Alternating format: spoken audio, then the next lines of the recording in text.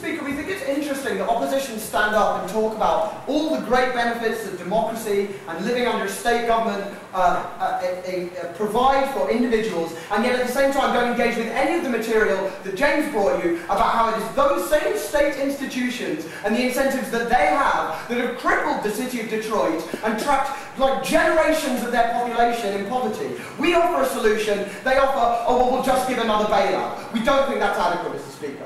I'm going to talk to you first of all about why we think this is not just democratically viable, but that even in the worst case scenario where we are reducing people's democratic rights by a small amount, then we think that that is still worthwhile in the face of a situation where individuals have no quality of life in return. Secondly, I'm going to talk to you about how they will make it financially viable, and then thirdly, I'm going to talk to you about why, even in their best case scenario, we make life for the poor better. First of all, some rebuttal, right?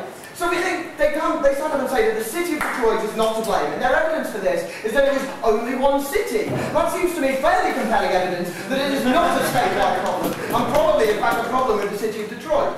Secondly, we think that it actually probably was an endemic problem for the city of Detroit in terms of a failing car industry leading to plummeting population. That plummeting population is important later on, and why you do still get accountability, but in the financial kind rather than the democratic kind. No, thank you. Second point, the idea that like city governments are important, right? Obviously we agree, right? That's why it's so important that they don't fail in the way that Detroit's did. Furthermore, we think that when they're not financially viable, we think people leave, right? You get a drop in population, like I said. Okay, what they didn't engage with was what James said about why they have an incentive to make it a nice place to live. Because you bring in the rich, you bring in just anyone, right? But particularly the rich, which is great, because they are like cheaper to look after and provide more in taxes. And then they give us this analysis about the art collection and how brilliant that is. We probably don't think the individuals in Detroit who have like no jobs and a failing education system do stand around this art gallery and go, isn't this compelling?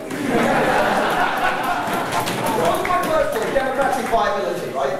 Why we think that you get democratic viability in 5 points. Right? First of all, we're not completely removing their democratic vote, right? They can move to another city. We've also like provided a system by which this would be possible. So we are in fact only removing their democratic right in one particular place in the worst case scenario. Secondly, we think that these companies may well want to offer votes, right, to some capacity, because people quite like voting, and therefore when you offer them vote, they will come to your city and live there, rather than move out and leave it to crumble and collapse. Thirdly, it's not clear to us exactly why you can't sell off particular rights. Like, lots of countries in the world replace your democratic right to vote or whatever with a high quality of life and a level of security with your country. We think that is also a viable system of government, and we provide people with the choice to access that. 4, we think you get financial accountability when you end up with people choosing where to live and when to live and how much to pay in taxes, etc. We think that is a method of accountability. And then 5, we think democracy is only good insofar as it does the right thing for people, right? We think poverty is hugely disenfranchising, and we think huge generations of Detroit have been disenfranchised by the fact that they have an education system that means that they can't engage with the political system in the way they like, they don't have the social mobility to take positions of political power. We think that we do provide that when we have financial accountability. So we think that it's pretty clear that they haven't won the democratic case. Point number 2, how we make them financially viable. And they say, like, it's $18 billion in debt, right? Well, I'm sorry, I don't know how much to value, like, what the turnover of Detroit is. We're pretty sure the opposition don't either. Firstly, we don't necessarily need to make the full $18 billion. We just said that insofar as we get money from this, then that will be used to those ends, right? Secondly, we think that, like, there are several reasons why private equity firms like doing this sort of thing. They go into failing businesses, or in this case cities, and they remove the parts of the city that are financially unviable and maintain the ones that are. I'll take you in a minute. We think under the status quo, the politicians who work for the state government can't do it, sorry, the city government can't do that because it's politically impossible, because they'll never get re-elected, or their bosses never get re-elected. And secondly, we think individuals within these cities often have vested interests that may not apply to individuals outside the city, like for instance they have family who work in the car industry or own this art collection, which apparently is super.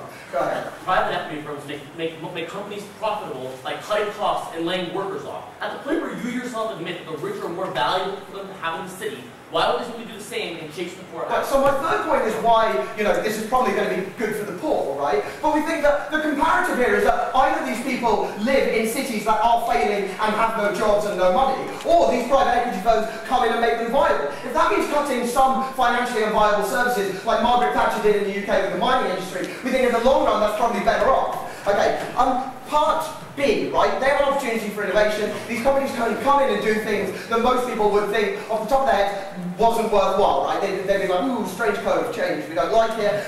We think often people vote on poor policy-based decisions when it involves radical change. See the introduction of clinical commissioning groups in the UK and how the public reacted to that without properly understanding what the system was that was going on there. And C, we think actually companies are incentivized to do this because it would be like a PR coup for them, right? When Google owns a city, that makes Google a phenomenon within the business world. Businesses routinely do things that aren't necessarily financially in their best interest because they get huge amounts of exposure from it. Look at McKinsey sponsoring Worlds right now.